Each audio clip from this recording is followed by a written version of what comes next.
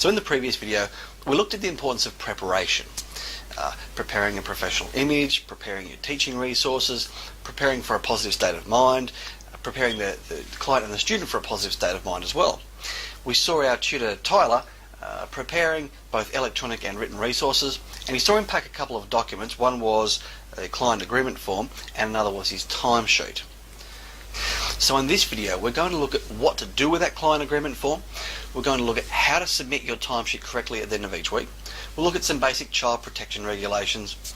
We'll look at the difference between written versus electronic resources, and especially what parents think about this. And lastly, while it's important to follow our lesson plan template, of course, there's one other aspect to consider that's of even higher priority in your teaching. So to put all those concepts together now, let's follow Tyler as he goes through his first lesson. Let's see what he does and how he does it. Okay, so it's a good idea to find a nice, quiet, comfortable place to facilitate good learning. Now you'll see Tanya hovering about there in the background. I think she's doing some dishes by the look of it. You don't need somebody looking over your shoulders at all times, obviously, but as all teachers know, common sense tells us that for child protection reasons, you don't lock yourself in a room with a student. Keep an open door policy. I think the best approach is just make sure there's an adult within earshot. So after Tyler's had a look through James's school books, he's going to use that workbook that he bought as a written resource. Most parents tend to prefer you stick with written resources as much as possible. Some people are a bit old-fashioned and think that computer games don't constitute real learning. Electronic resources, though, can be really engaging. There's amazing apps out there these days that kids really love. Now, Tyler's explained to Tanya that he's going to use some iPad games to get James more enthusiastic about literacy, and being an understanding mum, she's happy for him to do this because he's already discussed that as his plan when he spoke to her over the phone the day before. I'd recommend using electronic resources no more than about 50% of the time, though, just because there is that stigma about computer games. You get clients saying, why am I paying for someone to just play computer games with my kid? You know, they can do that on their own. Now, because this is the very first lesson with a new client, Tyler needs to get Tanya to fill out the client agreement form. Then he'll send that back here to the office. You only need to get the client agreement form signed during the first lesson, but it's really important. It's a legally binding contract. Okay, so at the end of each lesson, you need to get your timesheet signed. So Tyler's going to fill out the date of the lesson and the times and put the surname of the client that we gave you. Remember, the surname might be Jones of the client, but the child's name might be Smith. But if you put Smith, you send that back to us, we're going to look up Smith and go, we don't have a Smith in the system. Who's that? So make sure you use the surname that we give you of the client, and make sure the client signs as well as evidence of completion. You only need to use one timesheet per week, and after your last lesson for the week, submit that timesheet back here by 6 p.m. on Sunday. You can post it, you can fax it or email it. The easiest way is to just take a clear picture with your phone and email it through.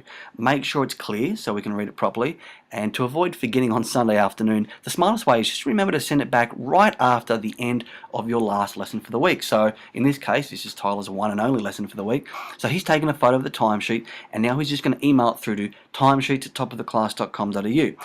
The subject, just put your name and the date of the last day of the week. So Tyler Bush 10/006 means the week ending the 6th of the 10th. So here's some examples of some real life timesheets, as well as examples of what to do and what not to do. This one's pretty good. The handwriting's a little bit hard to read though, but everything else is included in the form. This one's got a bit of shadow on it, but at least when you zoom in you can see that the handwriting is nice and clear, so it's easier for us to read here. Usually you only get 10 lessons or less per week, but on this occasion you can see this is an example of where a tutor's actually done more than 10, so they've overflowed onto the bottom of the page. This guy prefers to scan and email his timesheet. That's why it's a little bit better quality, but probably a little bit of extra hassle for him. That's his choice. This is an example of what not to do. Terrible angle. You can barely read the names up the top. You can't even read the tutor's name, although I've blurred it out anyway. This one's a better angle, but this is the whole photo, so she's cut off the bottom part of the timesheet and you can't see her signature or the number of hours. This one, look, she's just forgotten a timesheet for the week. She's done the right thing by improvising one, but it looks really tacky and unprofessional, so remember to bring your timesheet to each lesson. Now, if you do submit your timesheet late, not only does it mean your pay will be delayed by a week, but because we use the timesheet to process invoices, the client's billing cycle gets all disturbed and mucked up, and they tend to get kind of confused and frustrated. So if you do ever submit your timesheet late, please explain to the client why their billing cycle has been disturbed, and just apologise to them for the inconvenience. So again, rather than worry about submitting it on a Sunday evening when you might be tired or busy, just get it out of the way straight after your last lesson for the week. That way it's done, you don't have to worry about it on Sunday evenings, it's taken care of. So as long as you follow these steps so far, the client should be happy to continue with you after the first lesson for at least a few more weeks until they reassess the situation. So after you overcome that first hurdle at the first lesson, the next one might come down the track a few weeks later once the parents decide to reassess the situation.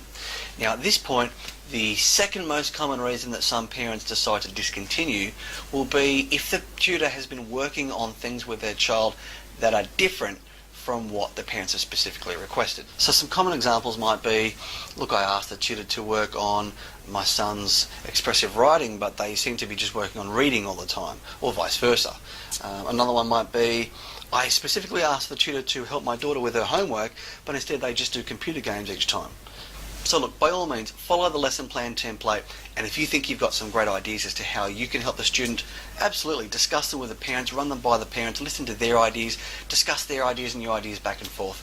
But ultimately, if they have specifically requested you to work on certain aspects of schoolwork with their child, make sure you follow their requests as the absolute priority. So to summarise, follow child protection regulations by making sure that there's an adult reasonably close at all times. Look through your students' schoolwork to assess their strengths and weaknesses and formulate some goals. As well as using the students' schoolwork, bring some of your own resources as well. Depending on the situation, try and use electronic resources no more than 50% of the time, and only if the parents are happy for you to do this. Follow a lesson plan template, but follow the parents' requests as a priority. Each time you have a new client, for the first lesson, make sure the client signs the client agreement form and send it back to the office straight away. Make sure your timesheet is signed at the end of each lesson as evidence of completion. Use one timesheet per week and send that timesheet back by the end of the week. The easiest way to submit your timesheet each week is just take a clear photo of it with your phone, email it through to timesheets@topoftheclass.com.au, and for the subject, put your name and the date of the Sunday of that week. And remember, late timesheet submission is serious. So to avoid forgetting it on the Sunday evening, just send it back right away after your last lesson for the week. So in the next video, I'm going to reveal to you what I think is perhaps the most powerful impact on a young learner's performance, and show you how you can use this effect to help your student make progress faster than they ever thought that they could. And finally, I'm going to let you in on what the number one most common reason that some parents choose to discontinue tuition is. I'm going to show you a really easy way to avoid this happening. In fact, if you get this part right, there's a good chance they might even want you to come back for additional lessons throughout the week.